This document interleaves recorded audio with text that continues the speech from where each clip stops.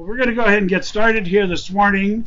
My name is Al French. I'm County Commissioner for the West Plains.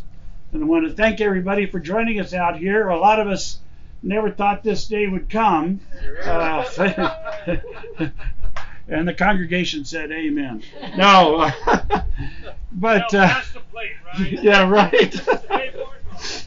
So, we're getting ready to get started here with the replacement of the Euclid Bridge. But before we get started, I want to introduce a couple of officials that are here. To my left is Fairchild Air Force Base Personnel Recovery Academy Commandant Lieutenant Colonel Don Hilderbrand. And then we also have joining us here Washington State Department of Transportation Mike Frucci, who's the acting regional administrator. We have Fire District 10 Chief Ken Johnson. We have Fire District 3 Chief Cody Warbach. And project contractor is N.A. Dagerstrom. And the two people representing Dagerstrom is Kevin Shanley, project manager. Kevin, you here? There he is over there.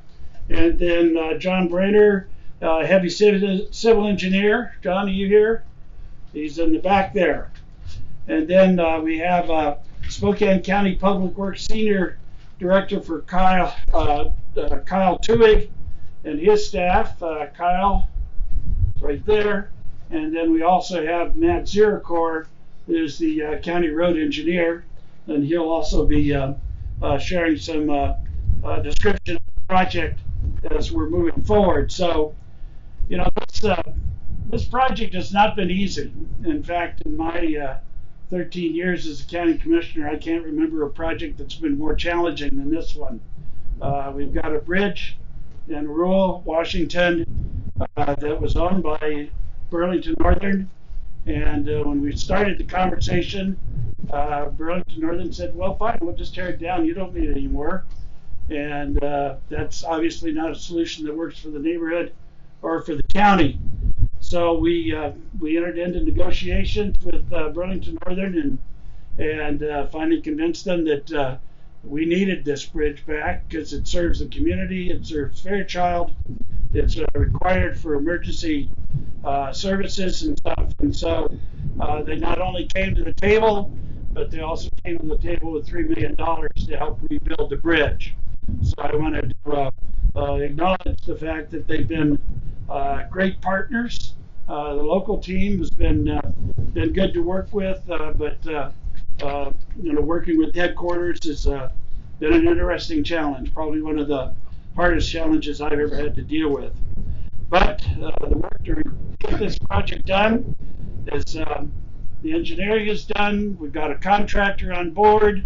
Contractor's been working with Burlington Northern to coordinate the construction, and it's going to happen.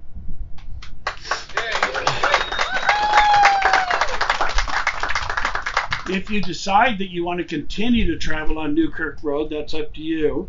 But this would be a much better route for a lot of us. So, I'd like to bring to the stage Lieutenant Colonel Don Hilderbrand for comments on behalf of Fairchild.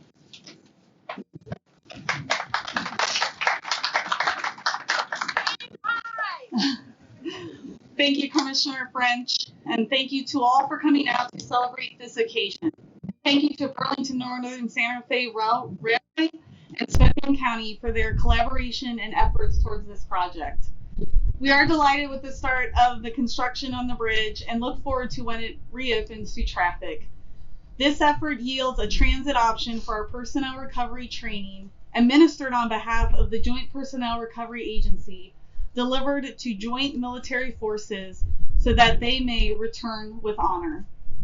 The new bridge hopes to provide a smoother commute for us and for our gracious local area neighbors. The community partnerships and continued support for Team Fairchild and its mission is greatly appreciated. Thank you for including us today, and thank you again, Commissioner French.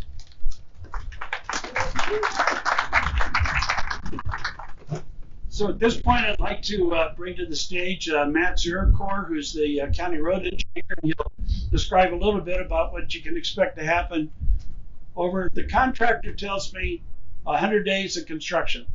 So in a little over 3 months, we'll have a brand new bridge here to drive over that'll last long after a lot of us are gone.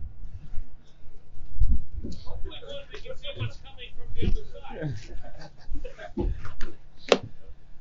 Good morning. My name's Matt Zarecor. I'm the county engineer, and I want to thank you all first for coming out and braving the cold with us. It's a better day than it has been, so I guess we'll be grateful for that.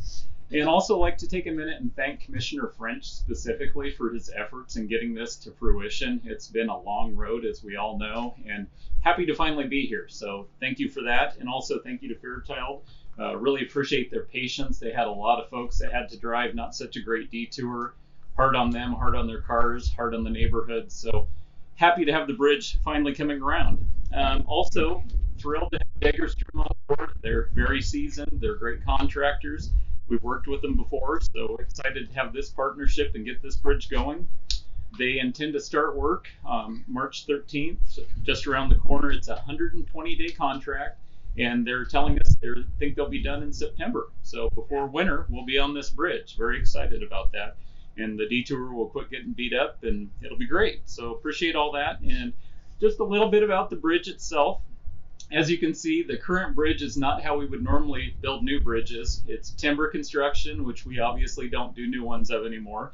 And also just the actual pitch of the bridge. It's a little more like a Dukes of Hazzard ski jump or something. I mean, it's very unusual. We don't have too many of these left. Happy to get one more off the inventory. So the new bridge is going to be pre-stressed post-tension girders, and it's going to be an 80-foot clear span. We're going to clear the entire span of the tracks, and also going to have new approaches going kind of to the start of the curve that direction and back to the intersection this direction. So that's a little bit about the bridge, and again, I just want to thank everybody for coming out. Wait, did you? Yeah. Are you going to block on Euclid? Is there going to be a detour? Since we live down there, we need to know which way we got to go. I'm getting a no from my construction engineer that we're not going to block it off, so we'll go with that. Okay?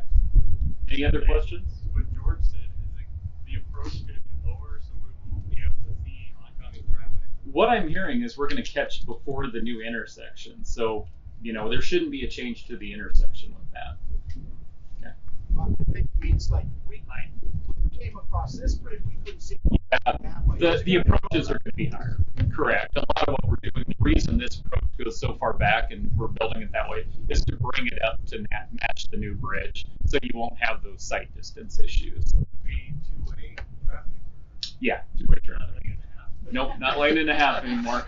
A little less exciting, Don't get your heart beat up in the morning quite the same way. Any other questions? All right, thank you very much.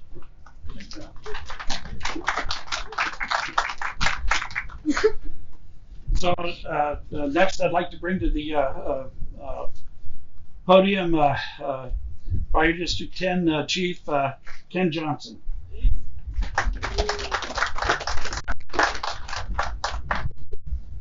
Thank you very much. It's surprising seeing everybody here because it is freezing cold. And obviously I didn't dress as warm as you guys did. So they wanted me to come up here and talk today because of the importance of the bridge. And as you know, the people that live in this area, it's inconvenient driving around the area. For us, what it means is a delay. And so when this bridge went out, it was pretty obvious that we had to start thinking about our different routes, making sure everybody knew what routes were the safest. And we started timing some of those delays and realizing how critical it was. And so that's why we quickly met with Al French and talked to him about our concerns with the bridge and how quickly it needed to be back in place. And many people don't think about that stuff. It's just like addressing on your house. People don't think about it until the UPS driver doesn't show up. Well, when the fire department doesn't show up or can't find you, it's a big deal. And what we do is very time critical. So getting out the door, getting to the station, having roads that are plowed, all these people here make that happen. and we get the privilege of serving you guys every day. And thank you for letting us be here today. And it's amazing what one road can do and what one bridge can do. Thank you.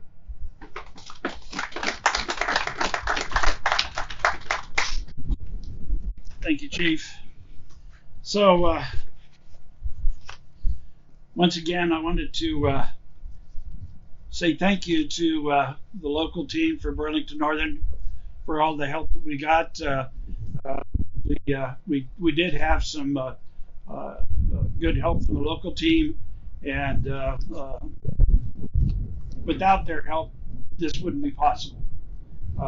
Not only did they come to the table with regard to agreeing to replacing the bridge, but they came to the table with $3 million to help pay for the cost of it. So, with that then, Dagerstrom, we're ready to get started with construction. Thanks everybody for being here. Have a great weekend.